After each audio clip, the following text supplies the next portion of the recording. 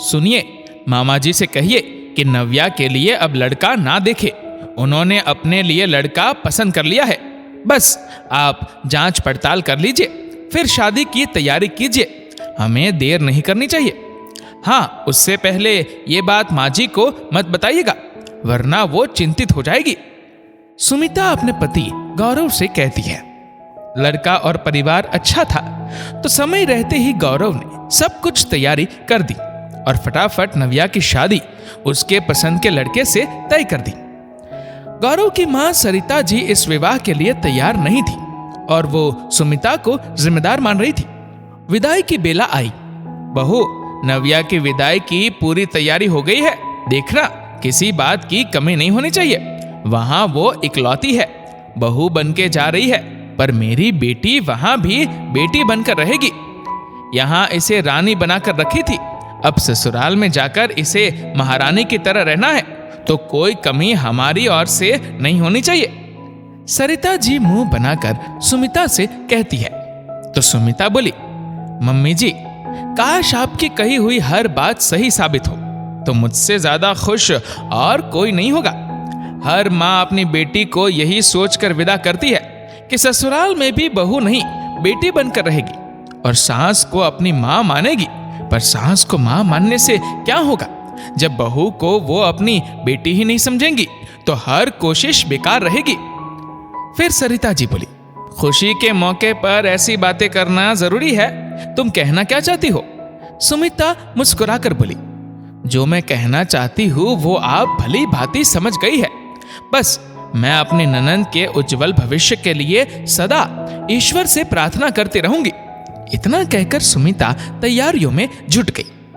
विदाई के समय सरिता जी समधन के सामने हाथ जोड़कर बोली, मैंने बेटी को फूलों की तरह रखा है। इससे कोई भूल हो जाए तो आप मुझे बातें सुना लीजिएगा, पर इसे कुछ मत कहिएगा। ये आपको भी अपनी माँ की तरह समझेगी, आप भी इसे बेटी बनाकर रखेगा।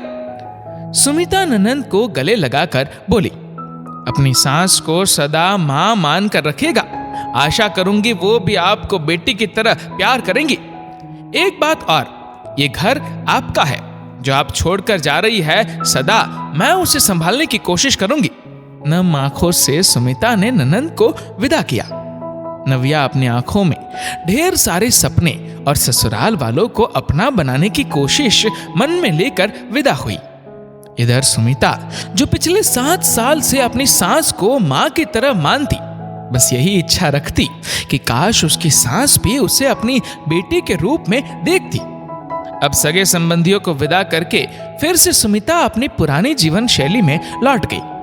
पति दफ्तर जाते, बेटा स्कूल जाता और वो घर और सास की जिम्मेदारी को निभाती और उम्मीद रखती कि एक दिन ससुराल में भी उसे मां का प्यार मिलेगा। कुछ दिन बाद नव्या के जाने के बाद वो कमरा खाली था। सुमिता उसकी साफ सफाई कर रही थी। तभी उसका बेटा रौनक बोला, मम्मा, अब मैं बड़ा हो गया हूँ, मेरे सारे दोस्त अलग कमरे में सोते हैं, तो ये कमरा अब मेरा हुआ। सुमिता मुस्कुराकर बोली, हाँ हाँ, क्यों नहीं, पर जब बुआ आएगी तो तुम्हें ये कमरा देना होगा। वो बोला, हाँ मम्मा, बुआ के साथ में कमरा बांट लूंगा। सुमिता सोची, अच्छा है, लड़का खुद ही समझ गया और अपनी मर्जी से अलग कमरे में रहने के लिए तैयार हो गया। उसके कुछ कपड़े और उसके सामानों को वो रख रही थी। रोहन अपने कमरे को सजा रहा था। तभी सरिता जी आई और बोली, बेटी मेरी इस घर से गई नहीं कि तुमने इस कमरे पर अपना अधिकार जमा लिया। तो रोहन बोला, दादी, ये मम्मी का नहीं, मेरा कमरा होगा और जब बुआ आएंगी तो मैं उन्हें दे दूंगा। सरिता जी पोते को प्यार करते ही बोली, चलो अच्छा है, अपने पिता की कुछ आदतें तो तुमने ली कि अपनी बुआ के बारे में सोचते हो, वरना तुम्हारी माँ तो यहाँ की हर चीज को अपने नाम करना चाहती है, तभी तो तुम्हारी बुआ को इतनी जल्दी विदा कर दिया। सुमिता मुस्कुराते हुए रोहन को बाहर भेजती है और बोली, मम्मी जी, मैं इस घर को ही अपना मानती हूँ, अब ऐसा क्या करूँ कि आप भी मुझे अपना मान ले। मैं कुछ भी कर लूं, आप कभी खुश नहीं होती। सरिता जी बोली, खुश कैसे रहूंगी, मेरे बेटे के कान भरे तुम्हारी वजह से गौरव ने मेरी बेटी की इतनी जल्दी शादी कर दी। सुमिता बोली, माफी चाहूंगी, पर यह कहना गलत नहीं होगा कि सास को मां मानने से क्या होगा जब तक वो बहू को बेटी ही नहीं समझती। आपने कभी ये बात अपनी बेटी से खुलकर पूछी कि आखिर उन्होंने शादी के लिए एक बार में हाँ क्यों कह दी? क्योंकि वो उस लड़के को पहले से पसंद करती थी। आपको बताने से भी उन्होंने ही मना किया था। फिर सुमिता ने सरिता जी को सारी बात बताई। रात को जब गौरव ऑफिस से लौट कर आए तो सुमिता की आंखों में आंसू देखकर बोले, क्या बात है, तुम इतनी दुखी क्यों हो? मां बोली, अपनी मां की परेशानी नहीं दिखती, बीवी के आंसू दिखे जाते हैं तुम्हें। कभी ये नहीं देखा कि आखिर तुम्हारी बीवी हमारे खिलाफ तुम्हें भड़काती रहती है? गौरव बोले, मां, ताली एक हाथ से नहीं बचती। इन 7 सालों में सुमिता को तो मैं इतना जरूर जान गया हूं कि ये कभी भी किसी चीज की शुरुआत नहीं करेगी।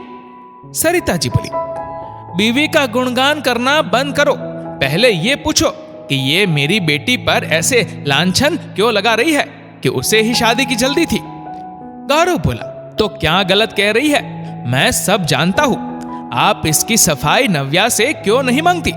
मां, मुझे आश्चर्य हो रहा है। सुमिता घर के लिए और घर वालों के लिए ही सोचती है, पर आप एक बार भी इस पर उंगली उठाने से पहले कभी नहीं सोचती। सुमिता रोती हुई वहां से चली गई। गौरव ने अपनी मां को समझाया, मां, कभी तो उससे मीठे बोल बोल दिया करो। आपके मुंह से अपने लिए एक मीठे शब्द सुनने के लिए दिन रात लगी रहती है। जिस बेटी पर आपको इतना घमंड था उसने आपको कुछ नहीं बताया। घर की इज्जत बनाए रखने के लिए बहू ने इतना कुछ किया। बताइए, आपकी असली बेटी कौन हुई? वो गौरव से सारी बातें सुनकर हैरान थी। उसके जाने के बाद उन्होंने नव्या को फोन किया। फिर उन्हें सारी बात पता चली। इधर सुमिता की मां कमला जी बेटी को समझा रही थी, बेटा, एक अच्छे परिवार को बसाने में औरत को बहुत कुछ सहना पड़ता है, तभी तो सुखी संसार बसता है। समझती हूँ घर में कुछ लोग अभी भी तुम्हें अपना नहीं बना पाए हैं, पर मुझे विश्वास है अपनी बेटी पर कि वो पत्थर को भी मोम बना देगी। फिर सुमिता बोली, मां, आपकी सिखाई हुई बातों पर ही आज तक चलती रही, पर सास को मां मानने से क्या होगा जब वो बहू को बेटी मानती ही नहीं। मैं तो चाहती हूं मम्मी जी का प्यार मुझे मिले, मैं अब सबको भूल जाऊं, पर रोज ऐसी तकलीफ मुझे याद दिलाती है कि ये मेरा ससुराल है, मायका नहीं।